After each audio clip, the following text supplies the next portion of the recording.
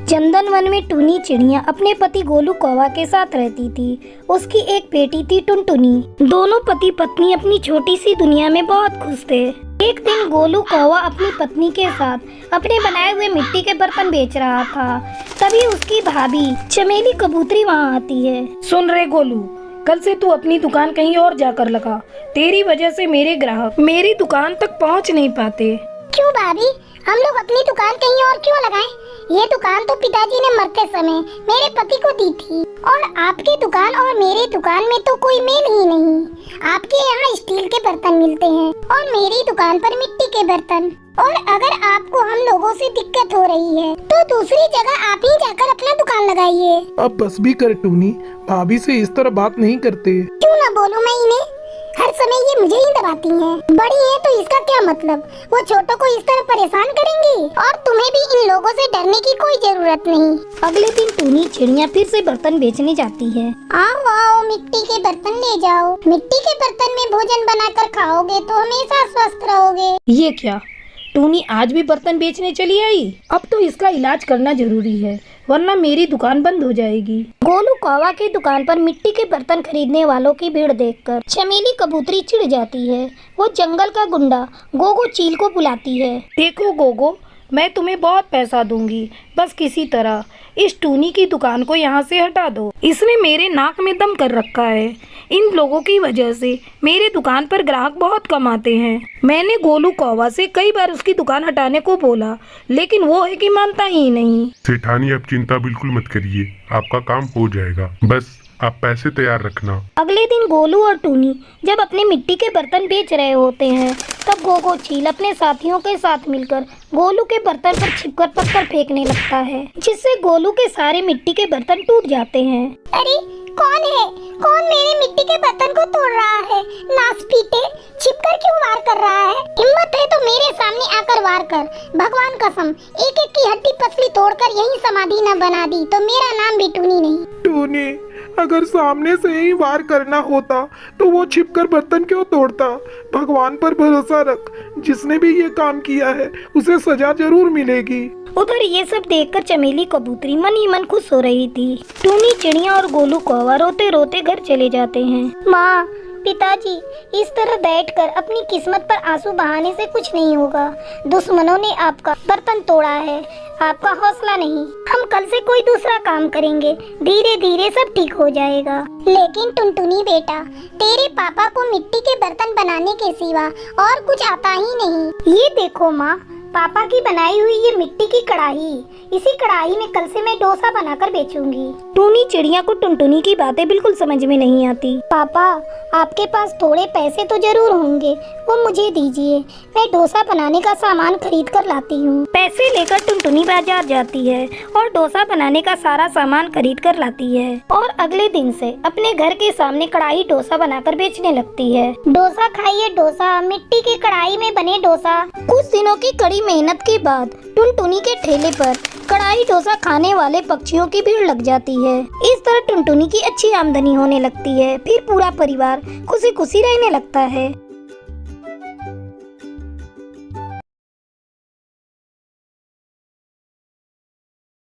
चंदन one में टूनी चिड़िया अपने बेटे माधव कौवा और अपनी बहू टुनटुनी के साथ रहती थी। टूनी चिड़िया एक स्कूल में प्रिंसिपल थी। स्कूल के बच्चे टूनी चिड़िया को बहुत पसंद करते थे और टूनी भी बच्चों को बहुत प्यार करती थी। विद्यालय बहुत पुराना था और कई जगह से टूट चुका था।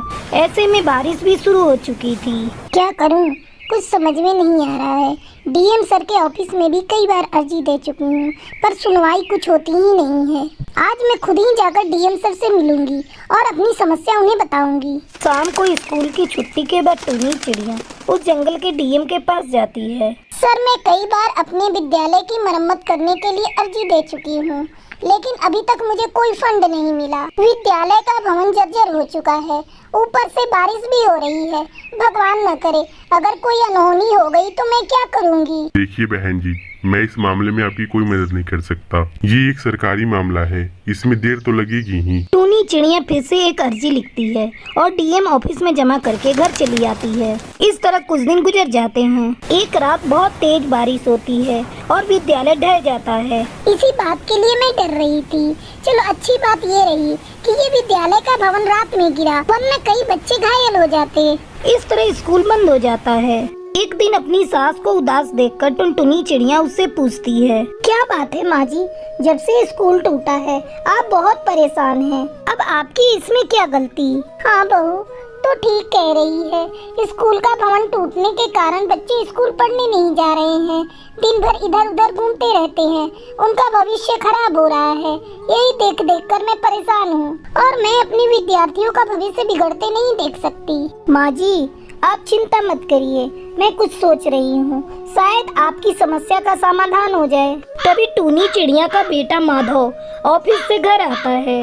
टुनटुनी चिड़िया उसे पीने के लिए चाय देती है। आपको पता भी है माँ जी आजकल कितनी परेशान है। क्यों, क्या हुआ माँ को? माधव कौवा अपनी माँ के पास जाता है। माँ तू क्यों परेशान है? सब कुछ ठीक है ना? तेरी तबीयत तो ठीक है ना? हाँ बेटा, मेरी तबीयत बिल्कुल ठीक है, लेकिन मैं अपने विद्यार्थियों के भविष्य को लेकर चिंतित हूँ। स्कूल का भवन टूटे 1 महीना गुजर गया है, सरकार है कि कुछ सुनती ही नहीं और बच्चे पढ़ाई लिखाई छोड़कर आवारागर्दी कर रहे हैं। ऐसे में तू ही बता मैं क्या करूँ? मैं कहती हूँ जी, आपका तो ट्रांसपोर्ट का बिजनेस है, आपके पास तो कई सारे ट्रक हैं, क्यों ना हम लोग ट्रक को ही स्कूल का रूप दे दें। जब तक स्कूल का नया भवन नहीं बन जाता तब तक माँ जी ट्रक स्कूल में ही बच्चों को पढ़ाएंगी। माधव कौवा को टुनटुनी का ये आइडिया बहुत पसंद आता है। अगले दिन जंगल के बीचों बीच टूनी का ट्रक स्कूल खड़ा था।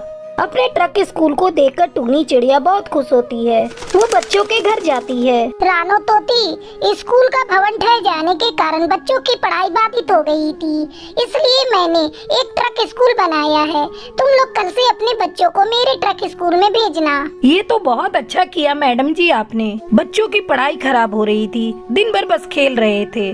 और मैडम जी मैं ये पूछ रही थी, इस स्कूल में कोई फी तो नहीं देना होगा?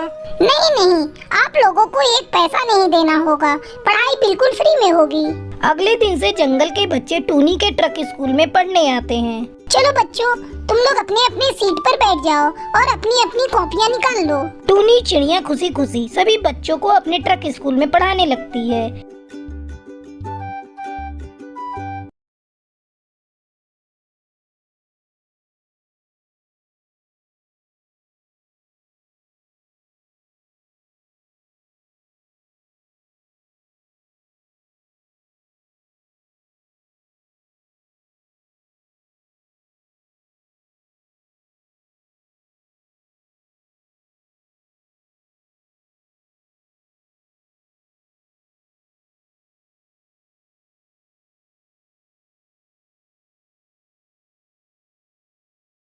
सुंदर वन में एक दिन चमेली कौवी रानो तोती से बात कर रही थी। तभी उन्हें बर्तन वाली की आवाज सुनाई देती है। बर्तन ले लो, बर्तन, स्टील के चमचमाते बर्तन। ओ बर्तन वाली, जरा इधर तो आना। अभी आती हूँ मेम साहब।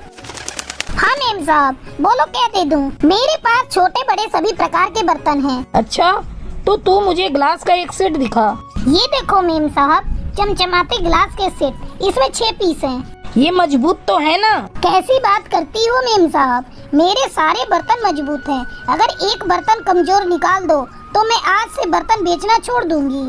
तू बोलती बहुत है।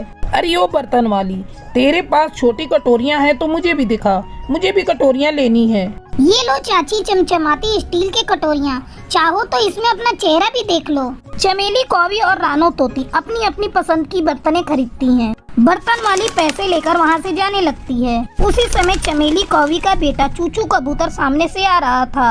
अचानक वो बर्तन वाली से टकरा जाता है, जिससे बर्तन सारा नीचे गिर जाता है। अरे यो बर्तन वाली, अंधी है क्या? देख कर नहीं चल सकती? अच्छा जी, उल्टा चोर कोतवाल को डांटे, देखकर तुम नहीं चलते और मुझे अंधी बोल रहे हो। मेरे सर पर तो भारी बर्तन का टोकरा था, वो तुम्हें दिखाई नहीं दिया? मुझे तो लगता है तुमने जानबूझकर मेरा बर्तन गिराया है। ज्यादा उल्टा सीधा मत बोल, अपने बर्तन उठा और यहाँ से चलती बन। अरे अरे ओ हीरो, मुझसे ज्यादा हीरोगिरी मत करो। बर्तन तुमने गिराया है, चुपचाप इसे उठाकर मेरे टोकरे में डाल दो, वरना अच्छा नहीं होगा। मेरा नाम टुनटुनी है, शोर मचाकर पूरे मोहल्ले को अभी बुला लूंगी। चुपचाप चूचू कबूतर सारे बर्तन टोकरी में डाल देता है। चमेली बहन, इस बर्तन वाली के सामने तेरे बेटे का गुस्सा धरा का धरा रह गया। मैं तो कहती हूँ जल्दी से इस बर्तन वाली को अपने घर की बहू बना लो, तेरे बेटे को सही रास्ते पर ला देगी। बात तो तूने 100% की है। मैं भी अपने बेटे के गुस्से से तंग आ चुकी हूँ। इसके तेवर देखकर लगता है यही मेरे घर की बहू बनने लायक है। अगले दिन अपने बेटे का रिश्ता लेकर चमेली कौवी टुनटुनी के घर पहुँच जाती है। अरे मेम साहब, आप और यहाँ मेरे घर? मेरा बर्तन मजबूत नहीं था क्या? लाओ, मैं उसे बदलकर दूसरा दे देती हूँ। अरे नहीं रे, मैं तेरी माँ से अपने बेटे के लिए तेरा हाथ मांगने आई हूँ। तू बनेगी मेरी बहू। मेरे बेटे से तो कलमी नहीं चुकी है। अपनी शादी की बात सुनकर टुनटुनी शर्म से लाल हो जाती है। आप यहाँ बैठो मेम साहब, मैं अपनी माँ को बुलाकर लाती हूँ। टुनटुनी अपनी माँ को बुला कर लाती है। थोड़ी देर बातचीत करने के बाद टुनटुनी का रिश्ता पक्का हो जाता है। जाते समय चमेली कौवी अपनी बहू को शगुन के रुपए देती है और जल्दी ही टुनटुनी की शादी चूचू कबूतर से हो जाती है। वो बहू बनकर चमेली कौवी के घर आ जाती है। टुनटुनी अपने प्यार से अपने गुस्सैल पति को पूरी तरह से बदल देती है। इस तरह कुछ दिन बीत जाते हैं। एक दिन चमेली कौवी बाजार गई थी। जब वो लौटकर घर आ रही थी तभी उसे अपनी बहू की आवाज सुनाई देती है। बर्तन ले लो, बर्तन चमचमाते स्टील के बर्तन। हाय दैया, बहू ये तुम क्या कर रही हो? मेरी नाक कटाओगी क्या? जल्दी घर चलो। माँ जी, अब तो मैं टोकरी में बचे हुए बर्तन को बेचकर ही घर लौटूंगी। वैसे भी घर में बैठे बैठे बोर होती हूँ। बर्तन बेचकर 4 पैसे और आ जाएंगे घर में। अच्छा बहू, तुझे बर्तन ही बेचना है ना? घर चल, मैं चूचू से कहकर तेरे लिए एक बर्तन की दुकान खुलवा दूंगी। सच माँ जी, आप मेरे लिए बर्तन की दुकान खुलवा देंगी? ये तो बहुत अच्छा है। हाँ बहू, मैं बिल्कुल सच बोल रही हूँ। तू घर चल। किसी तरह चमेली कौवी टुनटुनी को समझा बुझाकर घर ले आती है और उसके लिए एक बर्तन की दुकान खुलवा देती है। ये ले बहू, तेरी बर्तन की दुकान। अब तो जितना मन करे उतना बर्तन बेच। अपनी बर्तन की दुकान देखकर टुनटुनी बहुत खुश होती है और खुशी खुशी सभी साथ में रहने लगते हैं।